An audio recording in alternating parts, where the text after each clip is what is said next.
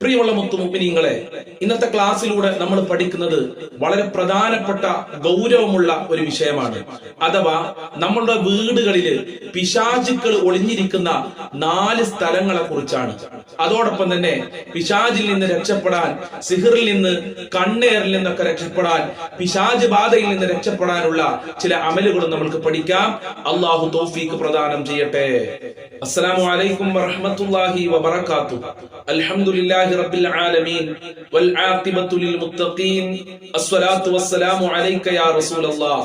അസ്സലാത്തു വസ്സലാമു അലൈക യാ ഹബീബല്ലാഹ്. ദാറുൽ മുബീൻ മജ്ലിസ് കാണുന്ന പ്രിയമുള്ള മുത്തുമുഅ്മിനീങ്ങളെ, നിങ്ങളെ എല്ലാവരെയും നമ്മളെ ക്ലാസ്സിലേക്ക് ഹൃദ്യമായി സ്വാഗതം ചെയ്യുകയാണ്. അല്ലാഹു സുബ്ഹാനഹു വ തആല നമ്മളെ മുറാദുകൾ ഹാസിലാക്കി തരട്ടെ, നമ്മളുടെ പ്രവർത്തനങ്ങൾ സ്വീകരിക്കട്ടെ. ധാരാളം ആളുകൾ ദുആ കൊണ്ട് വസിയത്ത് ചെയ്തിട്ടുണ്ട്. എല്ലാവരുടെ പ്രയാസങ്ങളും നീ അകറ്റണേ അല്ലാഹ്. എല്ലാവർക്കും സമാധാനം നൽകണേ അല്ലാഹ്.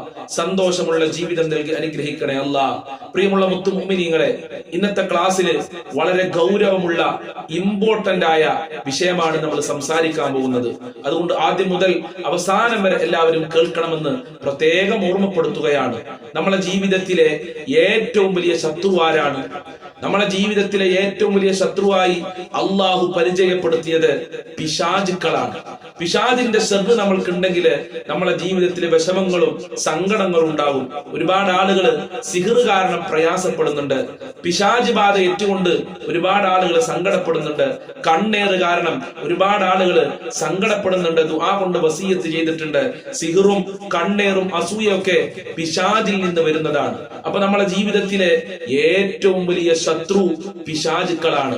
നമ്മൾ സമാധാനത്തോടുകൂടെ സന്തോഷത്തോടുകൂടെ ജീവിക്കുന്നത് പിശാചുക്കൾക്ക്, ശൈത്താന്മാർക്ക് ഇഷ്ടമില്ല എന്നുള്ളതാണ് അതിന്റെ അർത്ഥം. എന്റെ പ്രിയമുള്ളവരെ, നമ്മളെ വീട് ഒരുപാട് ക്യാഷ് ചെലവാക്കി നമ്മൾ നിർമ്മിച്ച വീടാണ്. ലക്ഷങ്ങള്, കോടികൾ ചെലവാക്കി പല ആളുകളും വീട് നിർമ്മിക്കാറുണ്ട്. ആ വീട്ടിൽ സമാധാനമില്ലെങ്കിൽ, ആ വീട്ടിൽ സ്വസ്ഥതയില്ലെങ്കിൽ, ആ വീട്ടിൽ സന്തോഷമില്ലെങ്കിൽ എന്തായിരിക്കും നമ്മളെ അവസ്ഥ? എപ്പോഴും ആ വീട്ടിൽ പ്രശ്നങ്ങളാണ്, എപ്പോഴും ആ വീട്ടിൽ ബുദ്ധിമുട്ടാണ്. വീട്ടിൽ ചെന്നാൽ എപ്പോഴും സങ്കടമാണെങ്കിൽ നമ്മളെ അവസ്ഥ എന്തായിരിക്കും? എന്റെ പ്രിയമുള്ളവരെ, നമ്മളുടെ വീടുകളില് ശൈത്താന്മാർ, പിശാചുക്കൾ ഒളിഞ്ഞിരിക്കുന്ന 4 സ്ഥലങ്ങളുണ്ട് എന്ന് മഹാന്മാര് നമ്മളെ പഠിപ്പിക്കുന്നുണ്ട്. ഈ 4 സ്ഥലങ്ങള് നമ്മൾ കൃത്യമായി ശ്രദ്ധിക്കേണ്ടതുണ്ട്. പ്രത്യേകിച്ച് വീട്ടിലെ സഹോദരിമാരൊക്കെ ശ്രദ്ധിക്കണമെന്ന് ഞാൻ സാന്ദർഭികമായി ഉണർത്തുകയാണ്.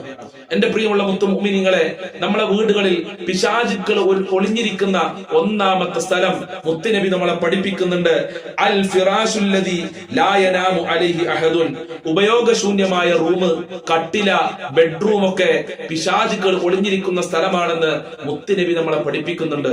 നമ്മളെ വീടുകളിലൊക്കെ ഉപയോഗശൂന്യമായി വെറുതെ ചില ആളുകൾ റൂം നിർമ്മിക്കും. വലിയ വീടൊക്കെ നിർമ്മിക്കുന്ന ചില ആളുകളുണ്ട്. എന്നാൽ ആ വീട്ടിൽ ആകെ കുറഞ്ഞ ആളുകൾ മാത്രമേ ഉണ്ടാകുള്ളൂ.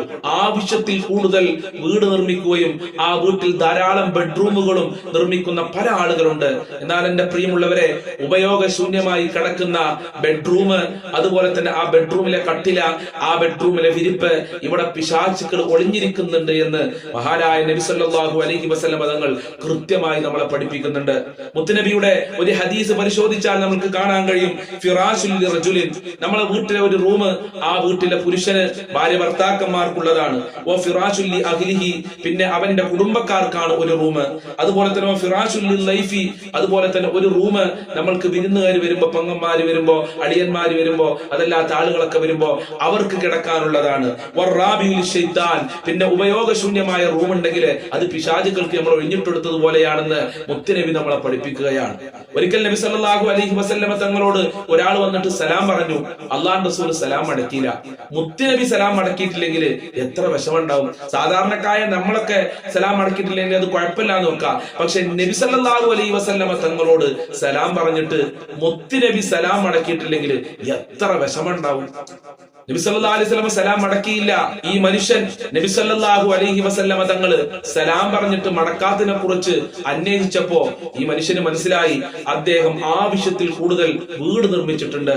ആ വീട്ടിൽ ആകെ കുറഞ്ഞ ആളുകളുള്ളൂ, അതിനേക്കാൾ കൂടുതൽ അദ്ദേഹം വലിയൊരു വീട് നിർമ്മിച്ചിട്ടുണ്ട്. അത് നബി സല്ലല്ലാഹു അലൈഹി വസല്ലം തങ്ങൾ ഇഷ്ടപ്പെട്ടിട്ടില്ല. അതുകൊണ്ടാണ് അദ്ദേഹത്തിന്റെ സലാം അള്ളാഹുവിന്റെ റസൂൽ മടക്കാതിരുന്നത്. അങ്ങനെ ആ മനുഷ്യൻ വീട് പൊളിച്ച് പാകപ്പെടുത്തിയപ്പോഴാണ് ആ മനുഷ്യന്റെ സലാം അള്ളാഹു റസൂൽ മടക്കിയത് എന്ന് ചരിത്രത്തിൽ കാണാവുന്നതാണ്. അതുകൊണ്ട് തന്നെ പ്രിയമുള്ളവരെ, ആവശ്യത്തിൽ കൂടുതൽ വീട് നിർമ്മിക്കാൻ പാടില്ല. ഒരു വീട്ടിൽ ആവശ്യത്തിൽ കൂടുതൽ ബെഡ്റൂമുകൾ നിർമ്മിക്കാൻ പാടില്ല. അങ്ങനെ നിർമ്മിച്ചു കഴിഞ്ഞാൽ അവിടെ പിശാചുക്കൾ ഒളിഞ്ഞിരിക്കുന്നുണ്ട്. മാത്രമല്ല അത് ഇസ്രാഫാണ്. ആവശ്യത്തിൽ കൂടുതൽ വീട് നിർമ്മിക്കൽ ഇസ്രാഫാണ്.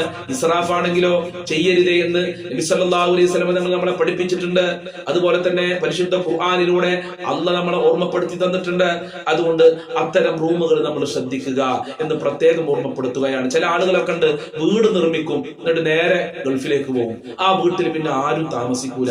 അവനും അവന്റെ ഭാര്യയൊക്കെ ഗൾഫിലായിരിക്കും, അവന്റെ മാതാപിതാക്കളൊക്കെ ഗൾഫിലായിരിക്കും. പിന്നെ ആ വീട്ടിൽ ആരും താമസിക്കൂല. പിന്നെ എന്തിനാണ് ആ വീട് നിർമ്മിച്ചത്? അങ്ങനെ കൊല്ലങ്ങളോളം മാസങ്ങളോളം ഒക്കെ ആ വീട് ഉപയോഗശൂന്യമായി കടന്നാൽ അത് പിശാചുക്കളുടെ ഒളിത്താവളങ്ങളായി മാറും എന്ന് പ്രത്യേകം ഓർമ്മപ്പെടുത്തുകയാണ്. പിന്നെ നീ ഗൾഫിൽ നിന്ന് ജോലിയൊക്കെ കഴിഞ്ഞ് നാട്ടിൽ വന്ന് താമസം തുടങ്ങുമ്പോ ആ വീട്ടിൽ സമാധാനം ഉണ്ടാകൂല, സന്തോഷം ഉണ്ടാകൂല, റാഹത്ത് ഉണ്ടാകൂല.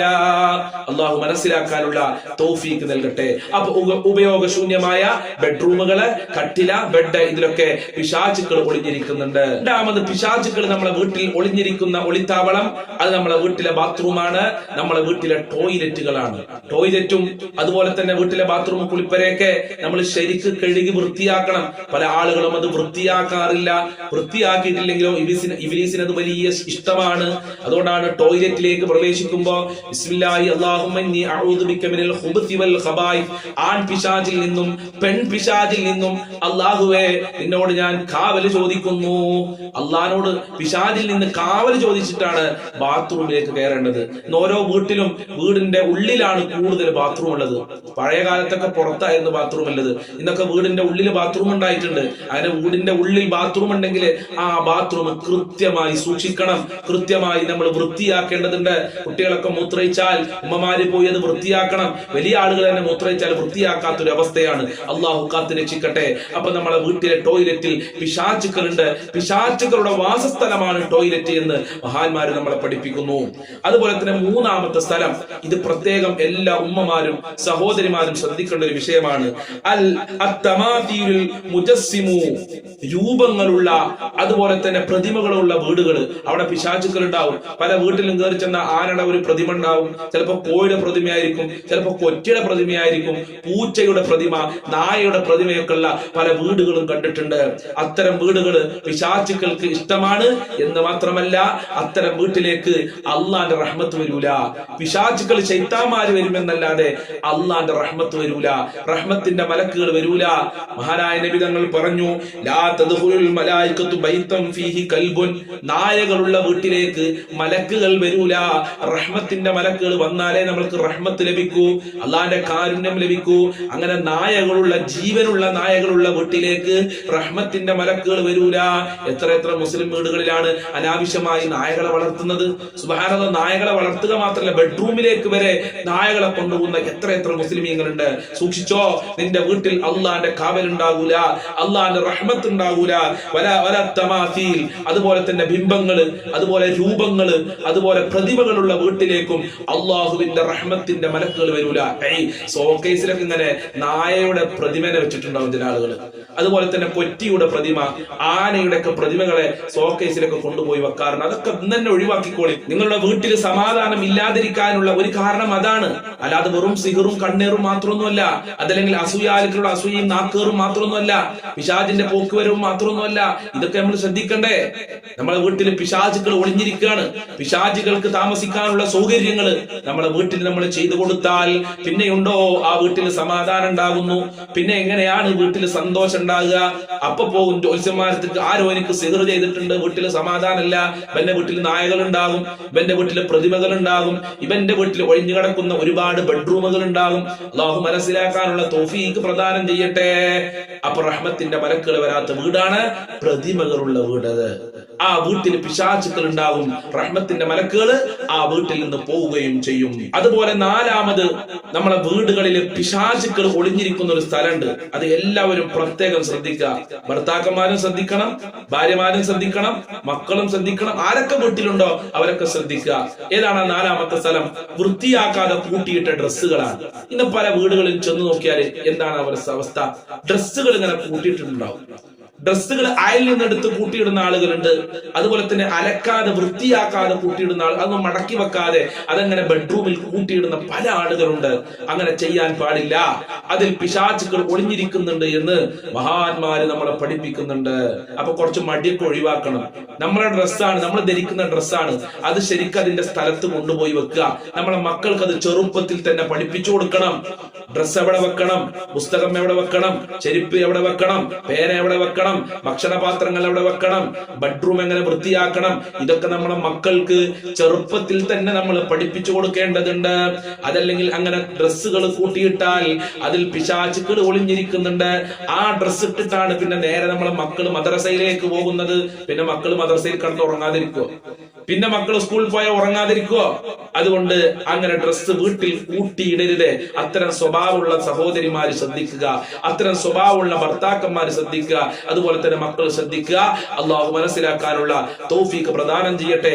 അള്ളാഹുവിന്റെ റസൂൽ പറഞ്ഞു, നിങ്ങൾ ഡ്രസ്സൊക്കെ കൃത്യമായി വൃത്തിയായി വെക്കുക, അത് കൂട്ടിയിടരുത്. പിശാചുക്കൾ അതിൽ ഒളിഞ്ഞിരിക്കുന്നുണ്ട്. ഇത് ഞാൻ എന്റെ വക പറയല്ല, മുത്തുനബി പറയാ. കൂട്ടിയിട്ട വൃത്തിയാക്കാതെ കൂട്ടിയിട്ട ഡ്രസ്സിൽ പിശാചുക്കൾ ഒളിഞ്ഞിരിക്കുന്നുണ്ട്. വിതറപ്പെട്ട വൃത്തിയാകാതെ ബെഡ്റൂമിലൊക്കെ കൂട്ടിയിട്ട ഡ്രസ്സിലൊക്കെ പിശാചുക്കൾ ഒളിഞ്ഞിരിക്കുന്നുണ്ട്. ഇത് റസൂലുള്ളാഹിന്റെ വാക്കാണ്. അതുകൊണ്ട് കൃത്യമായി വെക്കേണ്ട സ്ഥലത്ത് വെക്കുക, വൃത്തിയാക്കേണ്ട സ്ഥലത്ത് വൃത്തിയാക്കുക, വൃത്തിയാക്കേണ്ടത് വൃത്തിയാക്കുക. അള്ളാഹു മനസ്സിലാക്കാനുള്ള തൗഫീഖ് പ്രദാനം ചെയ്യട്ടെ. ഇനി എന്റെ പ്രിയമുള്ളവരെ, പിശാചുക്കളിൽ നിന്ന് രക്ഷപ്പെടാൻ, നമ്മളെ വീട്ടിലേക്ക് പിശാചുക്കൾ വരാതിരിക്കാൻ നാം ചൊല്ലേണ്ട, നാം ഓതേണ്ട വളരെ പ്രധാനപ്പെട്ട ഒരു സൂറത്തുണ്ട്. ഏതാണ് ആ സൂറത്ത്? സൂറത്തുൽ ബഖറയാണ്. സൂറത്തുൽ ബഖറ ഒരു വീട്ടിൽ പാരായണം ചെയ്താൽ ആ വീട്ടിൽ നിന്ന് ശൈത്താന്മാര് ഓടിപ്പോകുമെന്ന് മുഹമ്മദ് റസൂലുള്ളാഹി. നമ്മളെ വീട്ടിലേക്ക് ശൈത്താൻ അടുക്കുക പോലും ഇല്ല. അതിന് സൂറത്തുൽ ബഖറ ഓതണ്ടേ? പല സഹോദരിമാരും സൂറത്തുൽ ബഖറ ഓതുന്നത് റമദാൻ മാസത്തിലാണ്. റമദാൻ മാസം കഴിഞ്ഞാൽ മുസ്ഹഫ് അങ്ങനെ അടച്ചു വെക്കുകയാണ്. ഈ റമദാൻ മാസം വരാൻ പോവുകയാണ്. അപ്പൊ അങ്ങനെ പൊടി തട്ടിയിട്ട് മുസ്ഹഫ് എടുക്കും. റമദാനിക്ക് മാത്രം ഓതാനുള്ളതാണ് ഖുർആൻ എന്ന് പല ആളുകളും മനസ്സിലാക്കിയിട്ടുണ്ട്. അല്ല, പിശാചിൽ നിന്ന് രക്ഷപ്പെടാൻ, ഈമാൻ വർദ്ധിക്കാൻ, സാമ്പത്തികമായ അഭിവൃദ്ധിക്ക് അല്ലാഹ് തന്നതാണ് പരിശുദ്ധ ഖുർആൻ. ആത്മീയമായ പുരോഗമനത്തിന് ദുനിയാവിലും ആഖിറത്തിലും രക്ഷപ്പെടാൻ അല്ലാഹ് തന്നതാണ് പരിശുദ്ധ ഖുർആൻ. ആ ഖുർആനിലെ സൂറത്തുൽ ബഖറ ഒരു വീട്ടിൽ പാരായണം ചെയ്താൽ ആ വീട്ടിൽ നിന്ന് പിശാചുക്കൾ ഓടിപ്പോവുകയാണ്. ആര് നമുക്ക് സിഹ്റിജാലും അതുകൊണ്ട് പ്രയാസങ്ങൾ അനുഭവിക്കൂല, കണ്ണേറ് തട്ടൂല. അതുകൊണ്ട് സൂറത്തുൽ ബഖറ വീട്ടിൽ ഓതിക്കോ, മക്കൾക്ക് ഓതി മന്ത്രിച്ചു കൊടുത്തോ. അതുപോലെ തന്നെ സൂറത്തുൽ ബഖറയുടെ അവസാനത്തെ 2 ആയത്തുകളുണ്ട്. നമ്മളൊക്കെ പറയൂലോ ആമന റസൂലു, മറിച്ചൊക്കെ കാണാം. സൂറത്തുൽ ബഖറയിലെ അവസാനത്തെ 2 ആയത്ത് ആമന റസൂൽ മുതൽ അങ്ങ് ഓതിക്കഴിഞ്ഞാൽ എല്ലാ ദിവസവും രാത്രി അത് മതി, പിന്നെ നമുക്ക് രക്ഷപ്പെടാൻ എന്നാ മുത്തുനബി പറഞ്ഞത്. ആമന റസൂൽ ഓതിയാൽ അത് മതി നമ്മൾക്ക് എന്നാ പറഞ്ഞത്. അതുകൊണ്ട് ആമന റസൂൽ രാത്രി കിടക്കുമ്പോൾ ഓതുക. അതുപോലെ തന്നെയാണ് ആയത്തുൽ കുർസി. ഇതൊക്കെ എല്ലാവർക്കും അറിയുന്നതാണ്. നമ്മളത് ജീവിതത്തിൽ ഉപയോഗപ്പെടുത്തുക. നമ്മൾ എന്തിനാണ് മദ്രസയിലൊക്കെ അതൊക്കെ പഠിക്കുന്നത്? ജീവിതത്തിൽ ഉപയോഗപ്പെടുത്താൻ വേണ്ടിയിട്ടാണ്. നമ്മൾ ഖുർആൻ ഓതാൻ പഠിച്ചു, ഉപയോഗപ്പെടുത്തുന്നില്ല. അതുകൊണ്ട് പ്രശ്നങ്ങളും വിഷമങ്ങളും സങ്കടങ്ങളും നമ്മളെ നടമാടിക്കൊണ്ടിരിക്കുകയാണ്. അള്ളാഹു കാക്കട്ടെ. അതുകൊണ്ട് ആയത്തുൽ കുർസി എല്ലാ ദിവസവും ഓതുക. അതുപോലെ തന്നെ ഖുൽ ഹുവല്ലാഹു അഹദ്, ഖുൽ ഹുവല്ലാഹു അഹദ്, സൂറത്തുൽ ഇഖ്ലാസ് അറിയാത്തവരാരുള്ളത്? ഇതൊക്കെ ഓതിയാൽ പിശാചുകളിൽ നിന്ന് രക്ഷപ്പെടാം. ഖുൽ അഊദു ബിറബ്ബിൽ ഫലഖ്, ഇത് ഓതുക, പിശാചിൽ നിന്ന് രക്ഷപ്പെടാൻ കഴിയും. ഖുൽ അഊദു ബിറബ്ബിൻ നാസ്, ഇത് ഓതിയാൽ നമുക്ക് പിശാചുകളിൽ നിന്ന് രക്ഷപ്പെടാൻ കഴിയും. അഥവാ പരിശുദ്ധ ഖുർആനിലെ അവസാനത്തെ 3 സൂറത്തുകൾ, ഇതൊക്കെ പിശാചുക്കളിൽ നിന്നൊക്കെ രക്ഷപ്പെടാൻ മുത്തുനബി നമ്മൾക്ക് പഠിപ്പിച്ചെന്ന സൂറത്തുകളാണ്. നമ്മൾ ജീവിതത്തിൽ ഉപയോഗപ്പെടുത്താത്തത് കൊണ്ടാണ് ഇത്തരം പ്രയാസങ്ങൾ നമ്മുടെ ജീവിതത്തിൽ അനുഭവിക്കുന്നത്. അല്ലാഹു കാക്കട്ടെ. ഒരുപാട് ആളുകൾ പിശാച് ബാധ കാരണം പ്രയാസപ്പെടുന്നുണ്ട്. ഒരുപാട് കാരണം സിഹ്റ് കാരണം, അതുപോലെ തന്നെ കണ്ണേറ് കാരണം പ്രയാസപ്പെടുന്നുണ്ട്. അല്ലാഹുവേ, എല്ലാ തടസ്സങ്ങളെ തൊട്ടും കാക്കണേ റഹ്മാനെ. പിശാചിൽ നിന്ന് രക്ഷപ്പെടണേ അല്ലാ, പിശാചിൽ നിന്ന് രക്ഷ നൽകണേ അല്ലാ. ഈമാൻ സലാമത്താക്കി തരണേ റഹ്മാനെ. ദുനിയാവിലും ആഖിറത്തിലും ഞങ്ങൾക്ക് വിജയം നൽകണേ അല്ലാ. ഞങ്ങളെ കഷ്ടപ്പാടുകൾ അകറ്റി തരണേ അല്ലാ. ഞങ്ങളെ വേദനകൾ അകറ്റി തരണേ അല്ലാ. ഞങ്ങളെ ബുദ്ധിമുട്ടുകൾ അകറ്റി തരണേ അല്ലാ.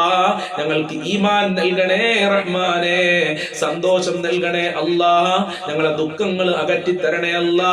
സമാധാനമുള്ള ജീവിതം നൽകണേ റഹ്മാനെ. എല്ലാ ശത്രുക്കളെ തൊട്ടും കാക്കണേ അല്ലാ. മക്കളിലും കുടുംബത്തിലൊക്കെ ബർക്കത്ത് നൽകണേ അല്ലാ. ആഫിയത്തും ആരോഗ്യവും നൽകണേ അല്ലാ. അപകടങ്ങളെ തൊട്ട് കാക്കണേ അല്ലാ, സാമ്പത്തികമായ അഭിവൃദ്ധി നൽകണേ റബ്ബേ.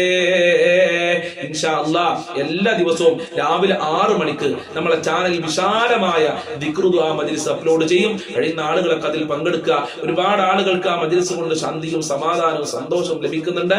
നിങ്ങളും അത് ജീവിതത്തിൽ ഉപയോഗപ്പെടുത്തുക.